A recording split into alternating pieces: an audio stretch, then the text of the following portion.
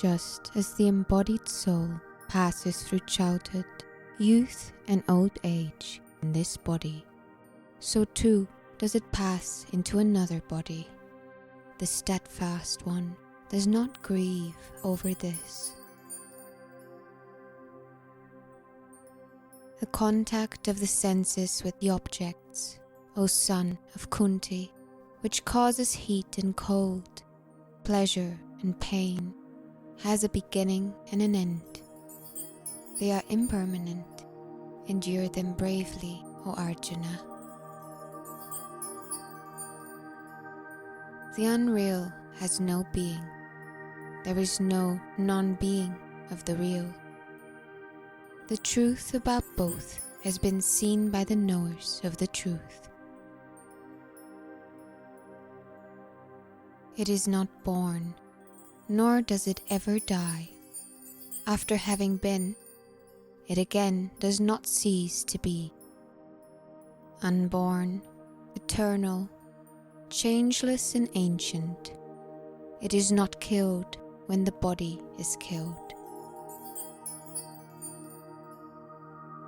For the born, death is certain, and for the dead, birth is certain. Therefore, you should not grieve over the inevitable.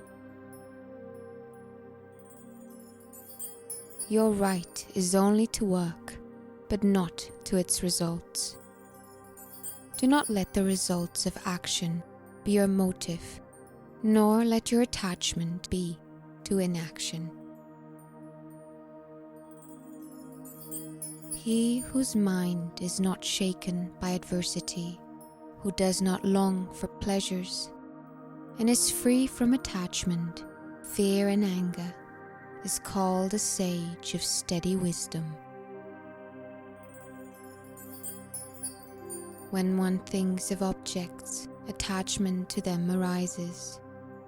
From attachment, desire is born, and from desire, anger rises.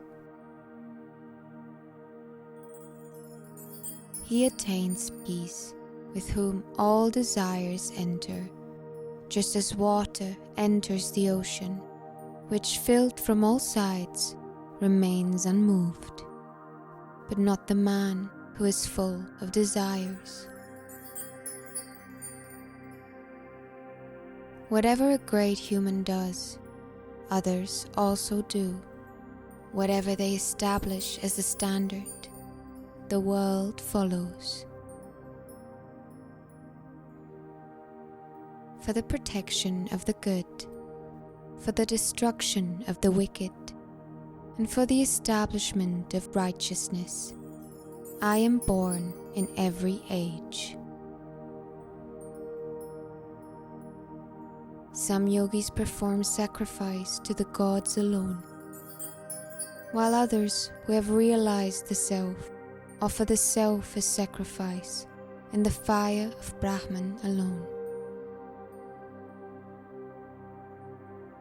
Resting in Brahman with a steady intellect and undeluded, the knower of Brahman neither rejoices upon obtaining what is pleasant, nor grieves upon obtaining what is unpleasant.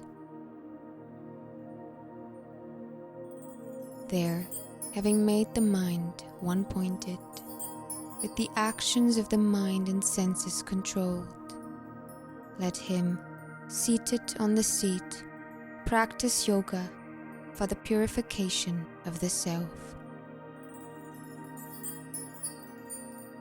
He who sees me everywhere and sees everything in me never becomes separated from me, nor do I from him.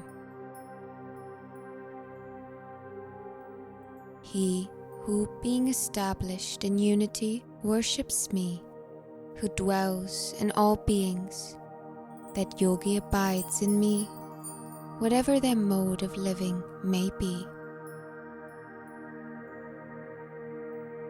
Earth, water, fire, air, ether, mind, intellect, and egoism.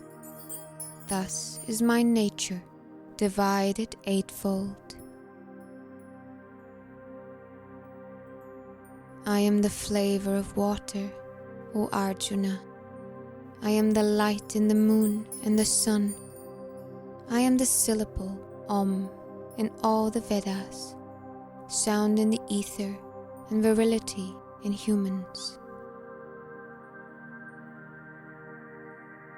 I know, O Arjuna, the beings of the past, the present and the future. However, no one knows me.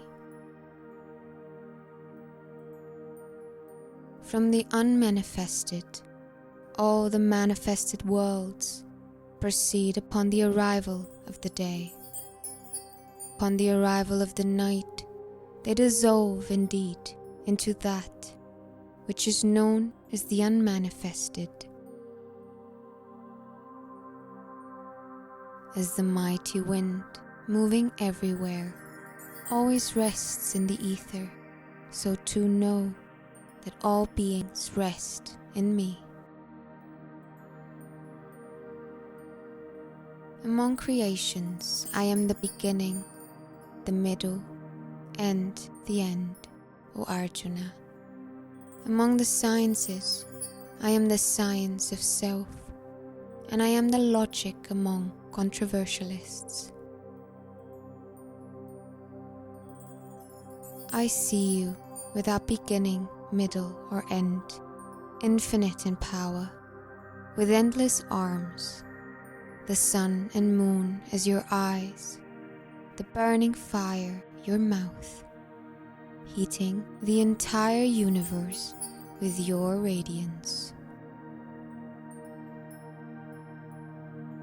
He who hates no creature is friendly and compassionate to all, is free from attachment and egoism, is balanced in pleasure and pain, and is forgiving. He whom the world does not agitate, and who cannot be agitated by the world, and who is freed from joy, anger, fear and anxiety, is dear to me. It is within and without all beings, both the unmoving and the moving. It is subtle and unknowable, and it is near and far away. Some behold the self within themselves through meditation, others through the yoga of knowledge, and still others through the yoga of action.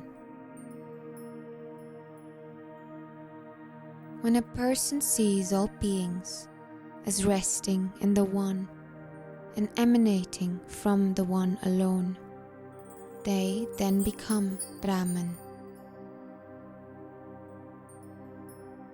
Those who, having taken refuge in this knowledge, have attained unity with me, are neither born at the time of creation, nor disturbed at the time of dissolution.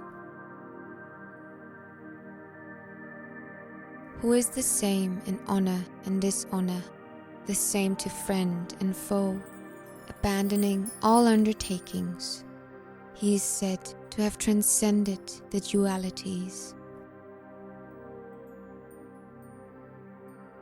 Acts of sacrifice, gift, and austerity should not be abandoned, but should be performed, for sacrifice, gift, and austerity are the purifiers of the wise.